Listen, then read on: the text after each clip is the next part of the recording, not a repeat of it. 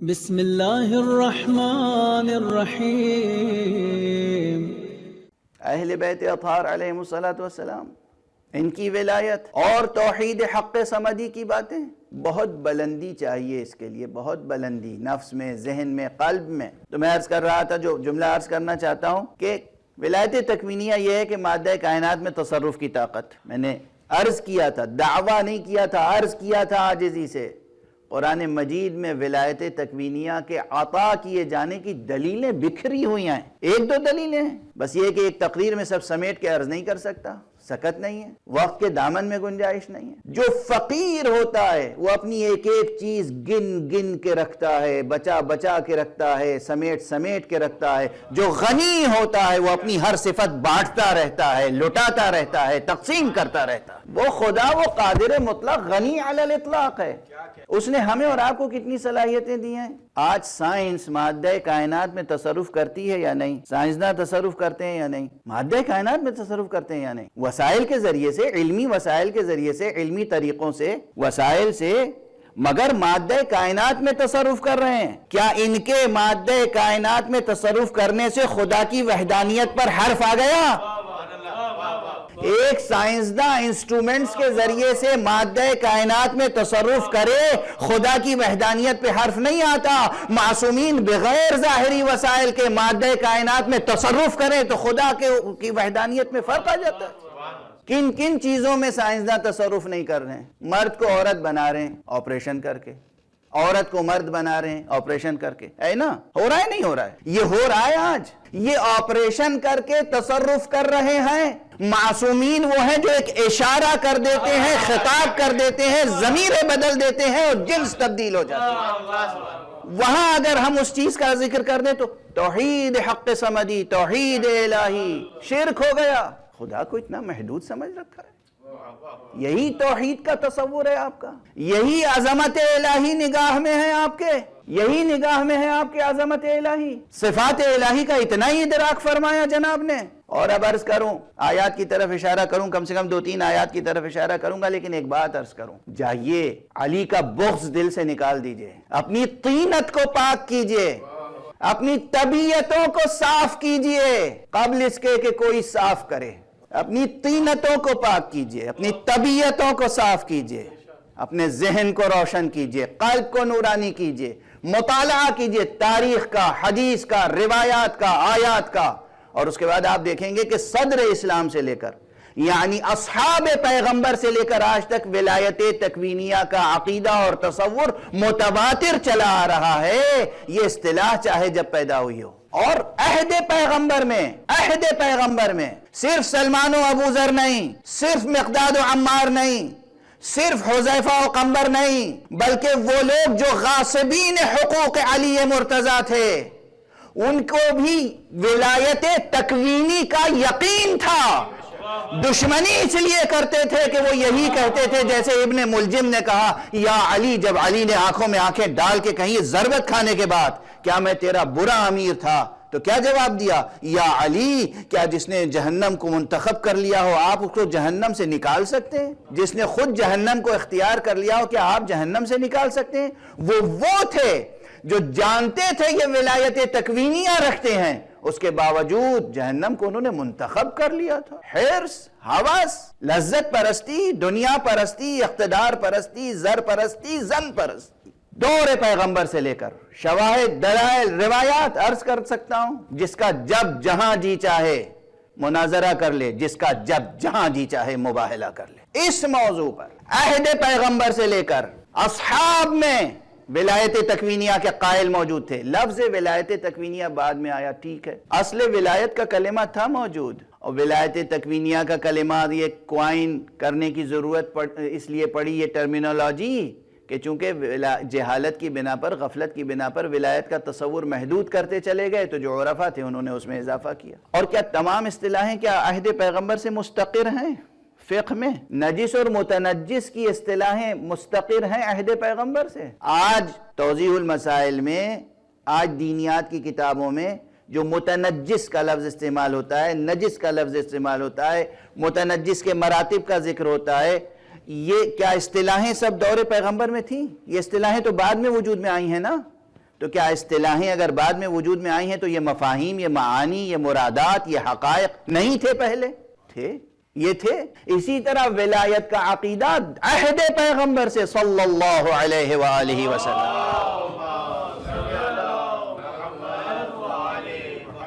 اور اس سے آگے بڑھ کر عرض کر رہا ہوں، اصل ولایت تکوینیہ کا مطالبہ فطرت میں پوشیدہ ہے۔ ہر دور میں جب بھی کوئی آیا اور جس نے کہا، کسی نے کہا کہ میں خدا کی طرف سے آیا ہوں، عوام نے برجستہ کہا خدا کی طرف سے آئے ہو تو کچھ اس کی دلیل دو، دکھاؤ، کچھ ایسا کر کے دکھاؤ کہ جو عام طور پر کوئی نہیں کر سکتا۔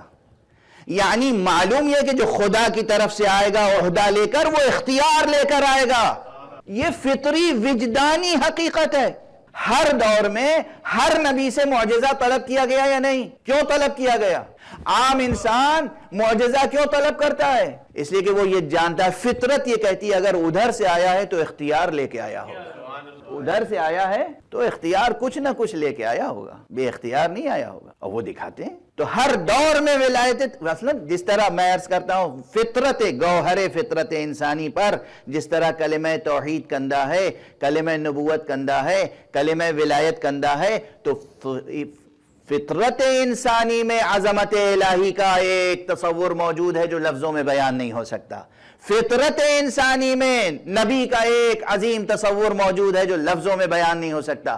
فطرت انسانی میں ولایت کا ایک عظیم تصور موجود ہے جو لفظوں میں بیان نہیں ہو سکتا۔ بیان کیجئے تو ایسے ہی اختلافات وجود میں آ جاتے ہیں، کیونکہ الفاظ تنگ ہیں، الفاظ کی بساط چھوٹی ہے، معانی کی بساط نامتناہی ہے۔ میں کیا عرض کروں؟ پھر حوالہ دے رہا ہوں، نام گنا رہا ہوں، جناب یعنی وہ مشہور امام حسین علیہ السلام سے خطاب کر کے ایک بہت نامی مشہور بہت بلند قامت صحابی کا جملہ ہے یہ، جس نے کہ بار بار کہا ہے اپنی زندگی میں کہ علی نہ ہوتے تو میں ہلاک ہو جاتا، کہ یا حسین یا ابا عبداللہ، یہ جو ہمارے سروں پہ بال اگے ہوئے ہیں نا، یہ اللہ نے اگائے ہیں یا اللہ کے بعد پھر تم نے اگائے ہیں۔ اب اس کی ظاہر ہے اس حدیث کا آج تک کسی نے انکار نہیں کیا اس روایت کا، نہ مخالف نہ موافق، صرف تعویل کی اپنے انداز سے کہ نہیں اس سے مراد ولایت تقویہ نہیں ہے، اس سے مراد کچھ اور ہے۔ انہوں نے کہا یا حسین، یہ وہ موقع ہے کہ جس وقت امام حسین علیہ السلام نے فرمایا ہے انہیں دیکھ کر کہ میرے بابا کے ممبر سے اتر آؤ میرے بابا کے ممبر سے۔ تو اب یہاں مختلف تفصیلات بیان کی جاتی ہیں، میں سمیٹ رہا ہوں میرے سامنے۔ اب تو میری صحت جو ہے نا ایسی ہو گئی ہے کہ سامنے گھڑی رکھ کے پڑھ رہا ہوں کہ وقت کے اندر گفتگو سمیٹتا جاؤں۔ تو اسی دوران امام حسین کو بعض روایتوں میں امام حسن کا ذکر ہے اور بعض روایتوں میں امام حسین کا، لیکن امام حسین کا نام زیادہ روایتوں میں قریب بلایا۔ کہا کہ یہ جو ہمارے سر پہ بال اگے ہوئے ہیں نا، انبت اللہ ثم انتم، یہ تو اللہ نے اگائے ہیں یا اس کے بعد تم نے؟ یہ کس چیز کا اقرار ہے؟ یہ ولایت تکوینیہ کا اقرار ہے۔ اس وقت سے لے کر اصحاب پیغمبر کے دور سے لے کر اور اصحاب ائمہ تک اور علماء، چاہے وہ شیخ کلینی ہوں اور چاہے وہ شیخ مفید ہوں اور وہ چاہے سید رضی ہوں، جناب سید رضی جن کی نہج البلاغہ مشہور ہے، انہی سید رضی کی کتاب خصائص امیر المؤمنین، سید رضی غالی تھے، سید رضی نصیری تھے، سید رضی موحد نہیں تھے، مشرک تھے۔ سید رضی کے بارے میں کیا خیال ہے آپ حضرات کے؟ انہی سید رضی نے جنہوں نے نہج البلاغہ مرتب فرمائی، خصائص امیر المومنین، مختصر سی کتاب، اس میں بھی وہ روایتیں نقل کی ہیں جو ولایت تکوینیہ علی ابن ابی طالب پر گواہی دیتی ہیں۔ یعنی ایک شخص امیر المومنین علیہ السلام کے سامنے دو شخص آئے بحث کرتے ہوئے، لڑتے ہوئے، جھگڑتے ہوئے، ایک مقدمہ لے کے آئے۔ اس میں سے ایک خارجی تھا، اتفاق سے خارجی اس مقدمے میں، اس معاملے میں بھی باطل پر تھا۔ آپ نے فیصلہ کیا تو جس طرح رسول اللہ صلی اللہ علیہ وسلم کی شان میں ایک خارجی گستاخی کر چکا تھا پہلے، یعنی حضور نے فیصلہ کیا اور کہا آپ نے فیصلہ عادلانہ نہیں کیا ہے، تو حضور نے فرمایا ویحک، اگر میں عادل نہیں کروں گا تو پھر کون عادل کرے گا؟ وہی واقعات یہاں پر پیش آیا کہ امیر المومنین علیہ السلام نے فرمایا، فیصلہ کیا تو وہ معترض ہوا تو امیر المومنین علیہ السلام اور گستاخانہ انداز میں معترض ہوا تو امیر المومنین علیہ السلام نے بس اشارہ کر کے وہ جملہ کہا جو کتے کے لیے کہا جاتا ہے، اخسا۔ مجمع میں بیٹھا ہوا وہ شخص سیاہ کتے میں بدل گیا. میں صرف اشارہ کر رہا ہوں, آدھا واقعہ بلکہ آدھے سے بھی کم واقعہ پڑھ رہا ہوں, وقت گزر چکا. کس نے نقل کیا یہ واقعہ؟ اور پھر دوبارہ انسان بھی بنایا اسے, دوبارہ انسان بھی بنایا. کس نے نقل کیا یہ واقعہ؟ کسی نصیری نے؟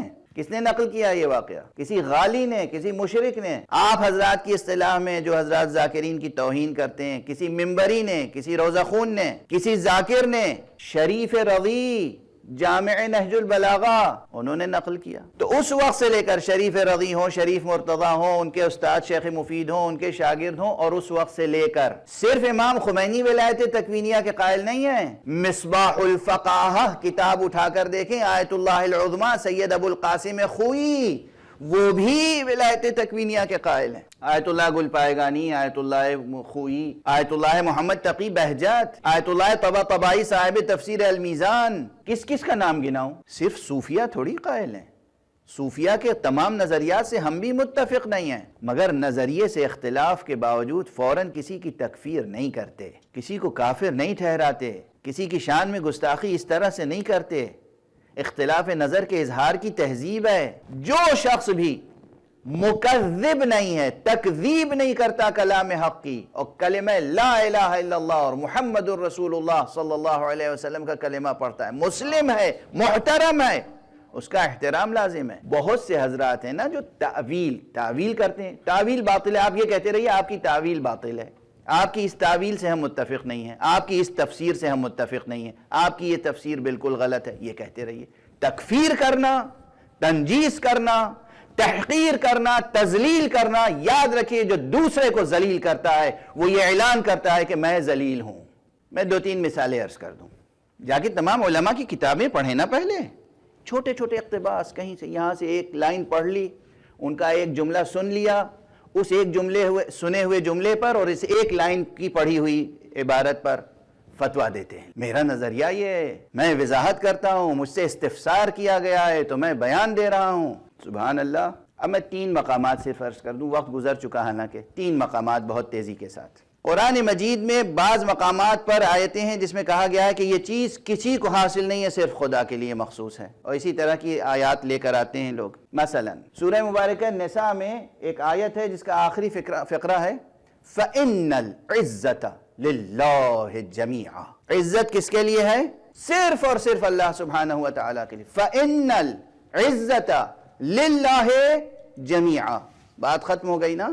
اسی قرآن میں سورہ منافقون میں آ جائیے. سورہ منافقون میں کیا کہا گیا؟ وَلِلَّهِ الْعِزَّةُ وَلِرَسُولِهِ وَلِلْمُؤْمِنِينَ. اللہ کے لیے ہے عزت, اور اس کے رسول کے لیے ہے, اور مومنین کے لیے ہے. مگر یہاں پر ایک فقرہ کہہ دیا گیا جو جان سخن ہے, وَلَكِنَّ الْمُنَافِقِينَ لَا يَعْلَمُونَ. لیکن منافقین جانتے نہیں. بس اشارات ہیں, وقت بالکل نہیں ہے, گزر چکا. ایک جگہ کیا کہا گیا کہ ان العزت للہ جمیعا, عزت بس اللہ کے لیے. دوسری جگہ کیا کہا گیا؟ للہ العزت, اللہ کے لیے عزت ہے, ولرسولہ, اور رسول کے لیے, وللمؤمنین, اور مومنین کے لیے. ولکن المنافقین لا یعلمون. لیکن منافقین جانتے نہیں ہیں, علم نہیں رکھتے. دوسرا اشارہ شفاعت کا مسئلہ, یا اس سے پہلے غیب کا مسئلہ عرض کر دوں. قرآن مجید میں بار بار ذکر آیا, اور ایک جگہ آیا انما الغیب للہ. غیب تو بس اللہ کے لیے, ٹھیک ہے, اللہ کے لیے ہے نا. اس کے بعد کیا کہا گیا؟ عالم الغیب فلا یظہر علی غیبہ احدا الا من ارتضی من رسول. وہ عالم الغیب ہے اور کسی پر اپنے غیب کا اظہار نہیں کرتا مگر یہ کہ جس رسول سے راضی ہو جائے. دروازہ کھلا. دونوں مقامات جمع کریں گے یا ایک آیت پڑھتے رہیں گے؟ تیسرا اشارہ, بس اشارات, وقت بالکل نہیں ہے میں, ورنہ ایک ایک آیت پہ ظاہر ہے کہ ایک ایک مجلس نہیں, ایک ایک اشرہ پڑھا جاتا ہے. شفاعت کا مسئلہ قرآن مجید میں ایک جگہ کیا کہا گیا؟ قل للہ الشفاعت جمیعا. کہہ دیجئے, اعلان کر دیجئے, شفاعت بس اللہ کے لیے, ختم بات. دوسرے مقام پر قرآن مجید میں کچھ اور کہا گیا یا نہیں؟ من ذا الذی یشفع عندہ الا باذنہ. کون ہے جو اس کے حضور میں, اس کی بارگاہ میں شفاعت کرے مگر یہ کہ اس کے اذن کے ساتھ. دروازہ کھلا. دروازہ کھلا. عزت صرف اللہ کے لیے ہے ایک مقام پر، دوسرے مقام پر اللہ کے لیے ہے، رسول کے لیے ہے، مومنین کے لیے، مگر منافقین نہیں جانتے. علم غیب اللہ کے لیے اور دوسری جگہ اس رسول کے لیے ہے جس کو اللہ پسند کرے. شفاعت صرف اللہ کے لیے اور دوسری جگہ اس کے لیے ہے جسے اللہ اذن عطا کرے. واضح قرآن ہی پڑھ رہا ہوں نا، اور اگر آپ کی طرح قرآن پڑھوں تو پھر اجازت دے دیجئے کہ کل سے بس یہ کہنا شروع کروں گا کہ قرآن نے اعلان کیا ہے لا تقربوا الصلاۃ، نماز کے قریب نہ جانا. قرآن نے کہا، یہ لفظ قرآن ہی کے ہیں نا، کسی ضعیف حدیث کے تو نہیں ہیں. صحیح یاد ہے مجھے. آج کل شوگر کی وجہ سے اور بہت سی بیماریوں کی وجہ سے حافظہ میرا خراب ہو گیا ہے، مگر یہ الفاظ قرآن میں کہیں ہیں لا تقربوا الصلاۃ، ہے نا. تو آج سے بس یہ ایک اعلان ہوتا رہے، نماز کے قریب نہ جانا. خبردار خبردار، نماز کے قریب نہ جانا. اگر نماز کے قریب گئے تو نافرمانی ہو جائے گی اللہ کی. اس طرح قرآن پڑھا جاتا ہے، اس طرح توحید کے مسائل اور ولایت کے مسائل پہ غور کیا جاتا ہے. خدا کی قسم. اور ایک جگہ سمیٹ کر عرض کر دوں، حق سبحانہ و تعالی نے فرمایا تبارک الذی بیدہ الملک وہو علی کل شیء قدیر. برکت ہے وہ ذات جس کے ہاتھ میں ملک ہے. پورا اقتدار کائنات کا کس کے پاس ہے؟ اللہ سبحانہ و تعالیٰ کے پاس. اسی اللہ نے کہا اس طرح دعا کیا کرو، قل اللہم مالک الملک تؤتی الملک من تشاء وتنزع الملک ممن تشاء. اے میرے پروردگار، تو مالک ملک ہے، جسے چاہے ملک دے دے، جسے چاہے ملک چھین لے. اب اگر مصطفیٰ ہاتھ اٹھا کے کہیں گے اللہم مالک الملک، اے پروردگار تو ملک کا مالک ہے، جسے چاہے تو ملک دے دے، اور اللہ مصطفیٰ کو ملک دے دے، تو شرک ہو گیا، محدود ہو گیا ملک خدا، بٹ جائے گا ملک خدا، تقسیم ہو جائے گا ملک خدا، معطل ہو جائے گی خدا کی خدائی. کیا تصور ہے توحید کا، ماشاءاللہ، چشم بد دور. ایک صلوات پڑھ دیجئے محمد والے.